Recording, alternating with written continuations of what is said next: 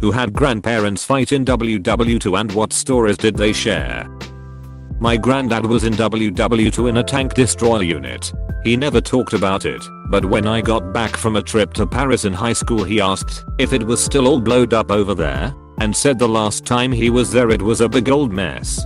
That's funny your granddad asked if it's still a mess. My grandpa used to give my dad shit because my dad got sent to Germany in '69. When my grandpa was there everything was bombed to shit. He would say my pops had it made because the base had roofs by the time my dad got there.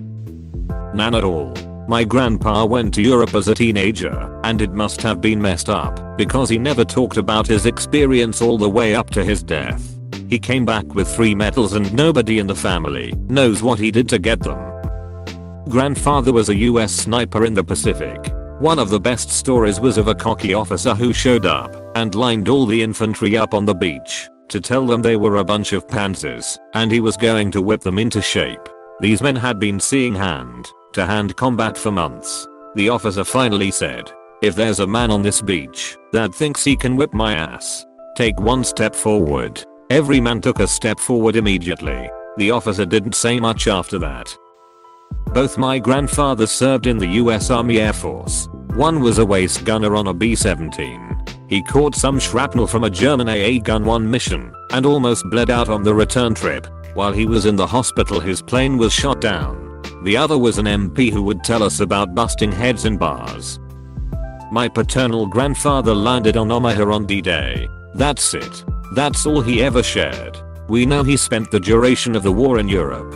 But whatever he saw or did was too much to ever tell my grandmother, dad, aunt or uncle. I think my granddad landed 2 or 3 days after D-Day and he never talked to me about it until a few months before his death. He recalled arriving on the beach and having to cross over the bodies of the fallen soldiers. It deeply affected him. Having him share just a few stories with me before he died this year felt like such an honor, as he never shared much with anyone about this time.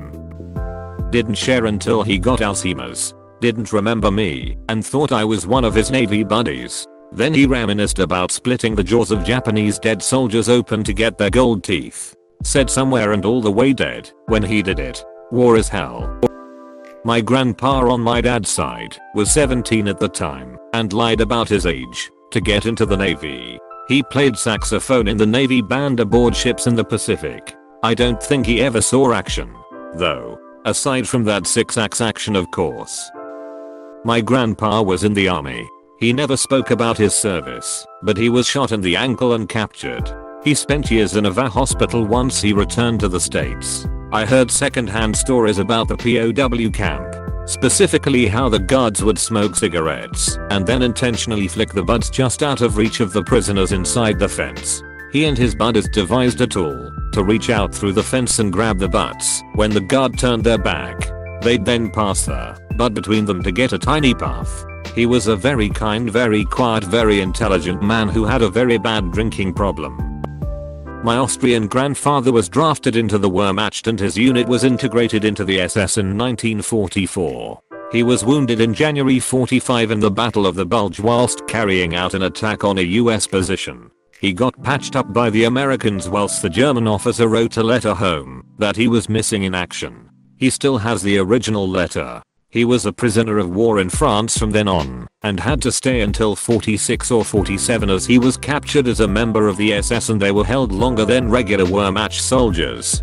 He still holds a grudge against the Nazis for stealing his youth and still has some shell or bullet fragments in his chest as far as I know. Cheers to the Americans for saving him. My grandfather was in the resistance in Holland. He never spoke about the war to his wife, children or grandchildren. If asked to relate stories he'd reply, "I will not be responsible for the nightmares of another," would turn his hearing aid off and nap in his chair. My Opa never spoke of the war either. He was sent to the work camps. He returned once somehow on foot, but was sent back. Oma didn't speak of the war, but right up to her death in 1990s, she would spit if she saw a German. My uncles only remembered the starvation, and that they mustn't talk. They were too young for anything else to stick. My grandfather was a trained medic, not frontline, but where they took immediate survivors. The Germans were known, so sabotaged train bridges, and it was standard protocol to stop and inspect them before crossing. Well, his conductor was drunk and not only didn't stop, but was speeding into the bridge when it exploded. My aunt has the pictures, but let's just say the rubble he was found under. Wooden trains don't just derail, they shatter. Especially off a bridge, was crazy. He described it to me, and I wanted to cry. He lost many friends. This story was told to me as a child by my grandfather, who spoke more Italian than English. Some details are a bit fuzzy here or there, but it's my favorite, and one I remember fondly. My grandfather, like a lot of Italians, was conscripted by the Browncoats to fight for Mussolini in the Italian army. He was sent to fight in the African campaign. Toward the beginning of the campaign, he was struck by lightning and pronounced dead while on a long march during the monsoon season. At the time they were on march to a port or city. The story was a bit hazy here, alongside a column of tanks and artillery. When he was struck, he was not examined immediately, just presumed dead and thrown onto a truck carrying casualties. It wasn't until about a day later, when they reached their destination, that he was properly inspected. He had been laid out with other dead when one of the men assigned to prepare the dead for burial noticed him twitching. A doctor was called over, and he was found to be alive and sent to be evacuated and treated along with other wounded. Before he could be evacuated, someone high in the command changed his orders. Thinking he was a good luck charm, they ordered him to stay with the honor guard for the rest of the war. In reality, it ended up being his own good luck charm, as he avoided seeing major combat the rest of the war. When we were kids, he used to get a kick out of showing the wound to us. When the lightning struck him, it hit him in the head and exited from his calf, leaving a hole in his leg. The skin had grown over it, so you wouldn't know anything was off, except maybe a scar. But where the lightning bolt exited, he could put a finger in his leg down to the knuckle. We all used to ask him to show us, and we'd react like it was the grossest and coolest thing every time. I loved him. He was a great man, who after the war made his way to America to ensure we had every opportunity in life. TLDR, my grandfather was struck by lightning in the war and thought dead, only for them to realize he was alive days later. He rode out the rest of the war as a good luck charm for the command and made it home to his family to later bring them to America. Grandfather was in an amphibious division in the Pacific Theater. He left us with little snippets of his time. A camp was pitch black because they didn't want to be visible from above. A guy in his cabin went to the outhouse and sat down to do his business when he heard something. He pulled his lighter out and lit it. A python was dangling down, staring him in the face. He and another man were walking on a beach, and the other guy just got shot through the head from a sniper. That sniper's decision led to my existence. General MacArthur showed up and gave him a promotion along with a few others. They took a video of MacArthur shaking the hands of a line of soldiers and used it for a pro-American propaganda film to be played before movies in the US. My grandma saw it and freaked the F out, and the theater owners gave her a copy of the photo. When my grandmother died, we helped my grandfather move out of his house into an apartment. I had found a mason jar filled with old shiny rocks in his basement. When we looked closer, we realized it was gold teeth, AK kills from the war. That's when I learned my grandfather was a sniper. He served on the Pacific side fighting the Japanese. He died a couple of years ago at the age of 99. Well into his 90s though. He could still shoot a squirrel with a gun and a slingshot from a pretty long distance. He met up with the men in his unit every year after the war until they all died.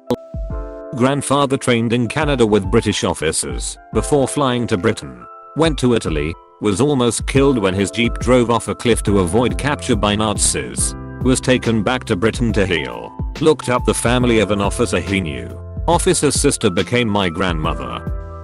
Not grandparents but great-grandfather. He joined Tito's Partisans in 1942 and fought mainly in eastern Croatia, northern and western Bosnia and Herzegovina. He got very sick in early 1943 and almost died due to dysentery. What influenced him the most, however, was the hunger and the cold they had to endure. This led to him always stockpiling on food and firewood, and always needing to be sure that everyone also stockpiled on food and firewood as much as possible. There was a bombing and a friend of my grandfather was hiding under the table, but it collapsed on him. leaving him with a brain injury that would give him flashbacks from time to time where he again thought bombers are coming. To not get hit again, he always started to run out of the building he was in. Once he jumped out of the second floor of a building because of it, and that was it for him. My grandfather passed about 15 years ago. When asked what I wanted out of his things, I only wanted his chunk of shrapnel. He told me the story behind it when I was about 12. He was a bombardier in the 57th Bomb Wing in WWII. He flew missions mostly over Italy, dropping 1,000-pound bombs on bridges and fuel storage facilities. He had seen some horrific things and was in horrific situations regularly. If you've seen the film Memphis Belle, you can get an idea. He was on a bomb run and said the flak, anti-aircraft fire, was so thick you could walk on the black plumes of smoke from the shrapnel expelling flak explosions trying to shoot them down. The plane next to him was blown in two, and he watched them fall in two pieces with screaming airmen live as the plane was falling and burning. Other things he wouldn't talk about. Then he produced this piece of shrapnel from flak fire. He said he kept it because it almost killed him. He was scoping a bombing run target, looking down through his spotting scope, sitting up and checked his map on a board adjacent to the side of the plane where he sat.